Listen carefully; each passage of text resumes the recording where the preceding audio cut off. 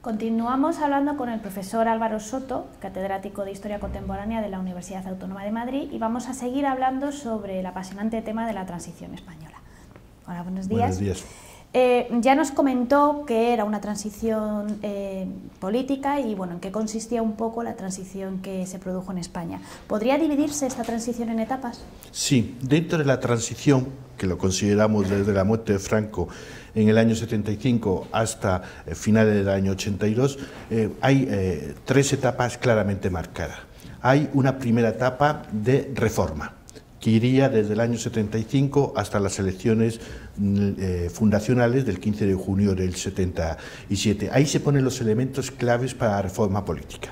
La pieza fue la Ley para la Reforma Política, aprobada el 18 de noviembre del año 76 por las Cortes franquistas y posteriormente el referéndum del 15 de diciembre del 76. Esa ley es una ley puente que nos permite pasar sin ruptura de la orilla autoritaria a la orilla democrática.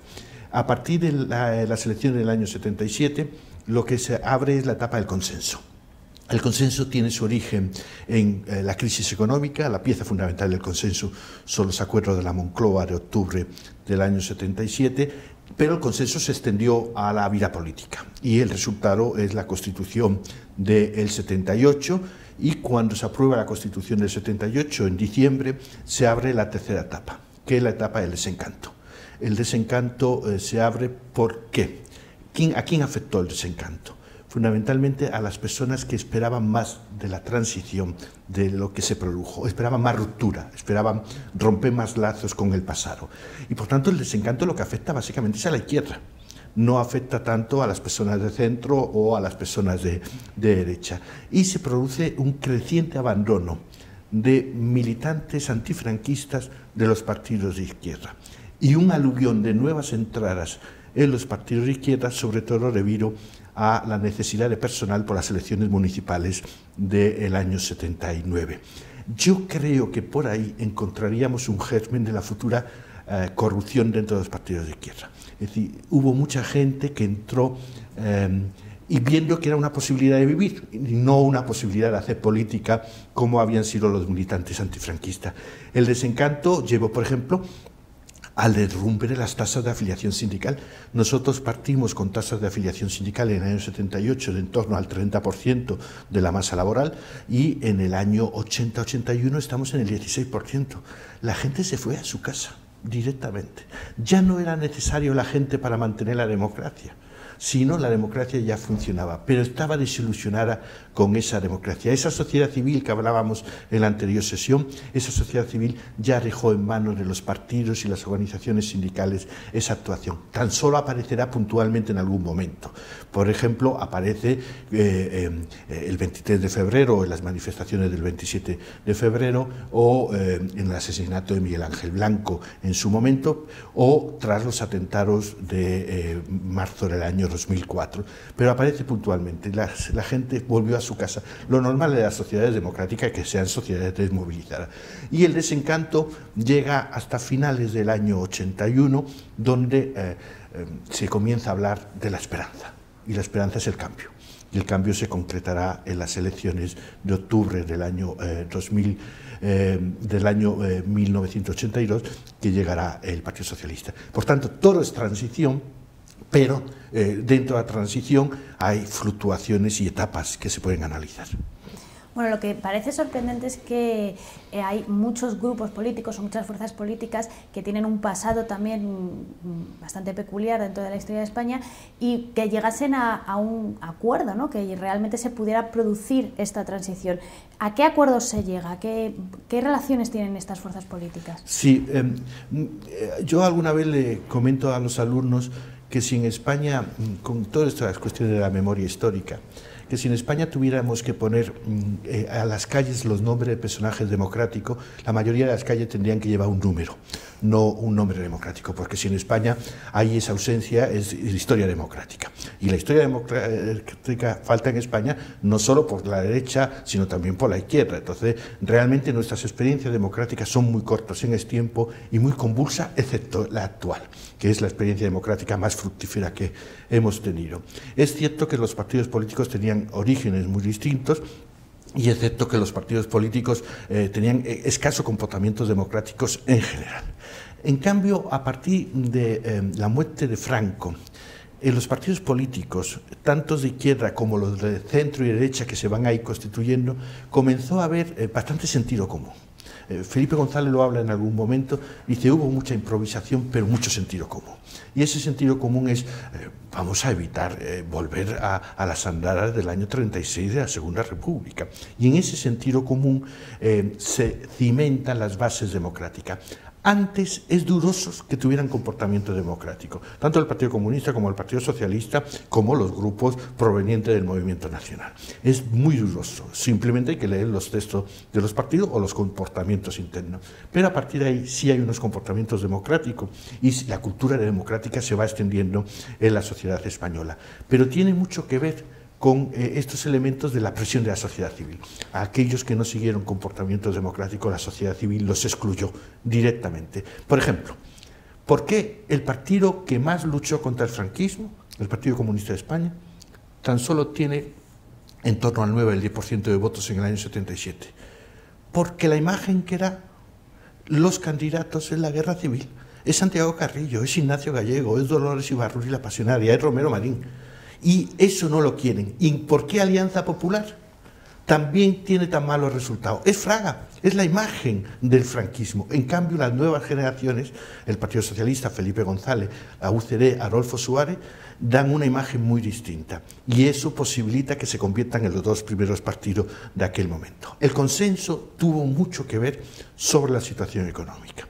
La economía no podía volverse a convertir en un elemento de quiebra del sistema político. Y se llegaron a unos acuerdos, que son los acuerdos de Moncloa. El gran diseñador fue Fuentes Quintana, Enrique Fuentes Quintana, y eso posibilitó la reforma fiscal, que fue Francisco Fernández Ordóñez, el gran diseñador.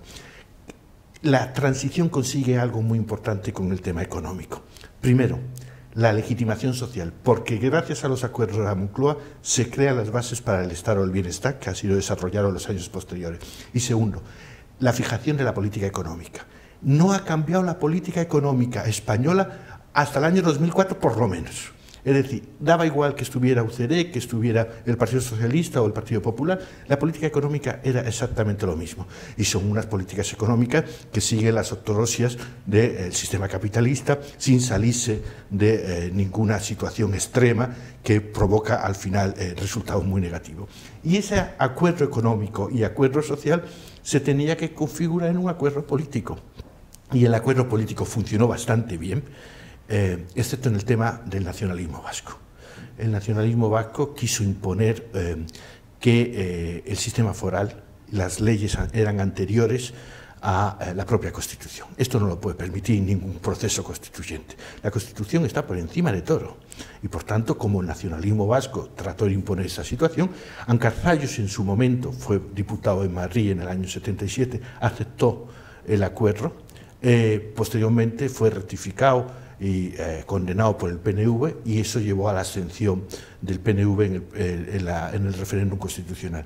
Pero ese referéndum constitucional, en cambio, nos permitió unos resultados excelentes en el conjunto de España, incluido el País Vasco y, por ejemplo, en Cataluña, aunque hoy se habla mucho de que el nacionalismo catalán no estaba de acuerdo, pero el nacionalismo catalán apostó decididamente por la Constitución en aquel momento y por el consenso político. Habla usted de la Constitución. ¿Qué tiene de original este proceso constituyente? Hay hechos en el proceso de transición muy originales en el caso español, y uno es el proceso constituyente. Nuestro proceso constituyente no se inicia con las elecciones del año 77, sino con la aprobación de la Ley para Reforma Política, y concluye con el referéndum constitucional del año 78 y la aprobación de la Constitución y su publicación. Es un proceso sui generis, es un proceso original. Le voy a poner un ejemplo que yo creo que es bastante claro. El rey no jura la Constitución para ser rey, sino por ser rey.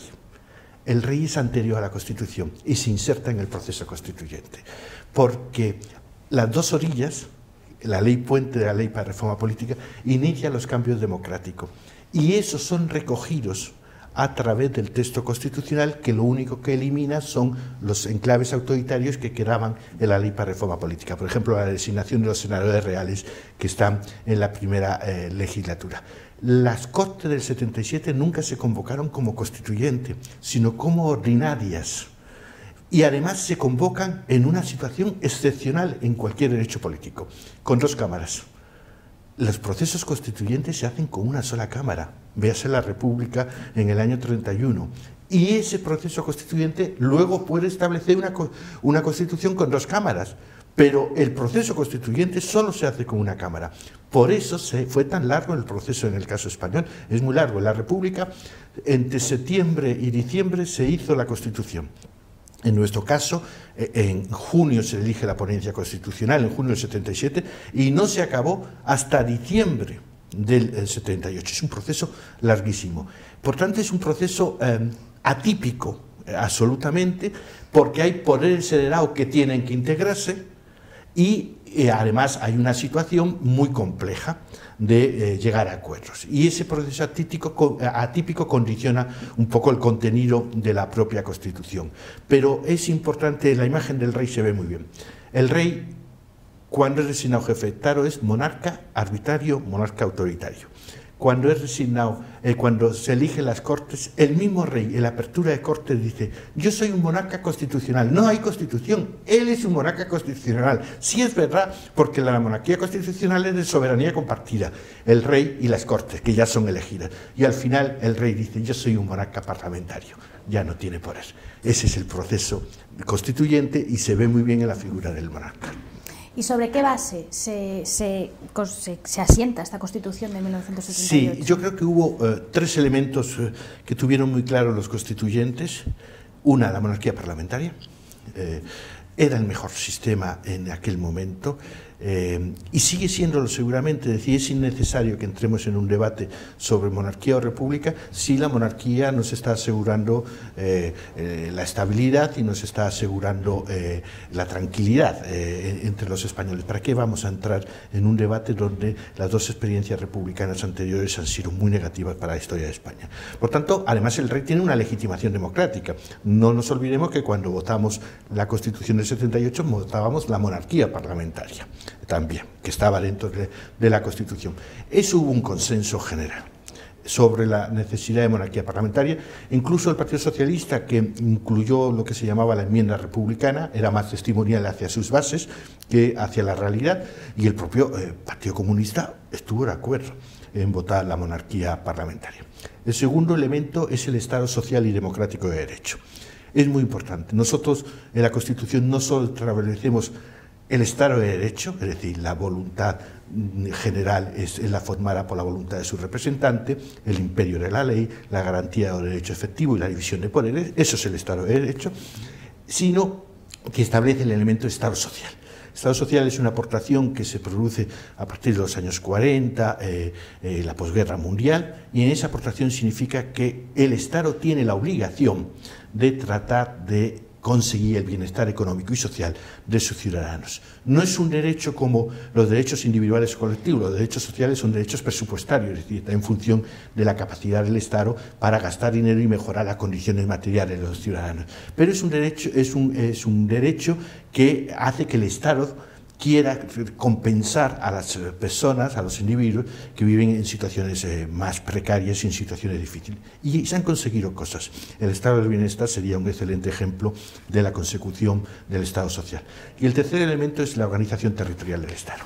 Siempre hubo la imagen de que descentralización implicaba democracia y centralización implicaba autoritarismo.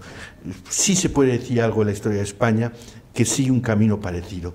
Los 2 momentos de descentralización fue en la Constitución nonata de 1873 de la Primera República, fracaso absoluto, y el segundo momento es la Constitución del 31 de la Segunda República, que se creó el Estado integral que permitió durante la República el Estatuto de Cataluña del año 32. Y ahora también se veía la necesidad de descentralizar.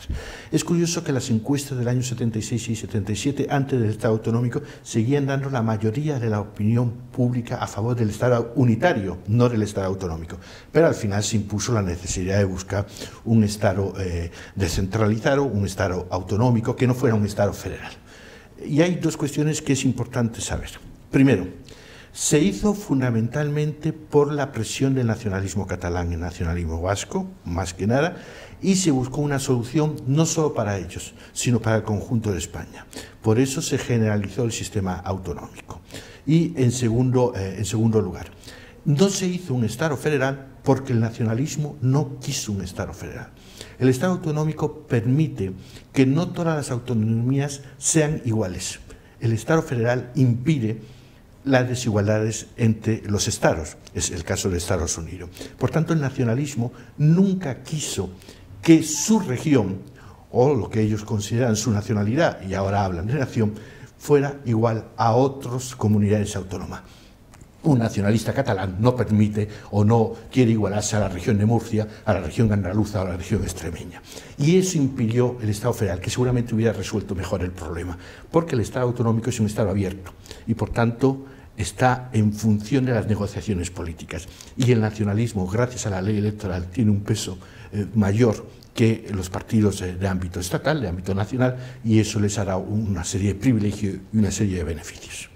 Bien, muchas gracias.